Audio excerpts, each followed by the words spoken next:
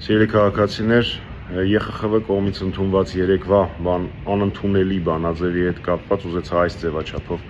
մի քանի պարզաբանումներ անել։ Իհարկե բանաձևը խայտառակություն է, տեղ են գտնում այնպիսի ձևակերպումներ եւ տեղ չեն գտնում այնպիսի փաստեր քաղաքապետարների եւ այլ թեմաներով, որ դա պարզապես անհասկանալի է, բայց դա մեր համար նորություն չի, դրա մասին մենք խոսել ենք, խոսում ենք եւ խոսելու ենք։ Խնդիրը կայանում է նրանում, որ այնտեղ առկա են առնվազն 3 կետեր, որոնց մասին իշխանական քարոզչամեքենան չի խոսելու ու կարծում եմ, որ կարևորը է, որպեսզի դա դուք իմանաք։ Առաջին զեկույցում հստակ նշվում է, որ այն ինչ տեղի ունենում հիմա պետության հարձակումն է եկեղեցու վրա։ Այնտեղ հստակ գրված է tensions between state and church, այսինքն այն հեքիաթները, որ Փաշինյանը պատմում է, որ իբր սա եկեղեցու դեմ չի եւ այլն, հոդս են ծնդել նույնիսկ այս զեկույցի շրջանակներում։ Հստակ նշվում է, որ առկա է առճակատում պետության եւ եկեղեցու միջեւ։ Երկրորդ կետը, որ զեկույցում նույնիսկ հաշվի առնելով Փաշինյանի նկատմամբ եվրոպացիների լոյալությունը եւ որևէ վատ բան չասելու, իրականությունը չարձանագրելու մոտեցումները հստակ նշվում է, որ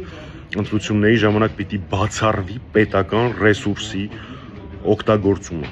պետական ռեսուրսի սխալ օգտագործումը։ Նորից ասեմ, նույնիսկ Փաշինյանի նկատմամբ լոյալության պարագայում սա հստակ նշվում է զեկույցում։ Երրորդ կետը, որը առկա է զեկույցում,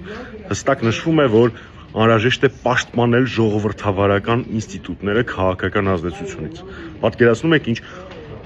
ահռելի մակարդակի են այդ խախտումները, ինչքան անհնար է այն չնկատել կամ կոծկել, որ անգամ հաշվի առնելով Փաշինյանի ցանկացած արարքը արդարացնելու եւ չբարձրաձայնելու որոշ միջազգային կազմակերպությունների մոտեցումները, իրենք չեն կարողացել դրա մասին չներառել այս զեկույցում։ Մնացած ձևակերպումները զեկույցի, ինչպես արդեն նշեցի, անընդունելի են, զարմանալի են իմ համար, բայց դե ամեն բան երևի թե բացատրվում է աշխարհաքաղաքական շահերի եւ հետաքրքրությունների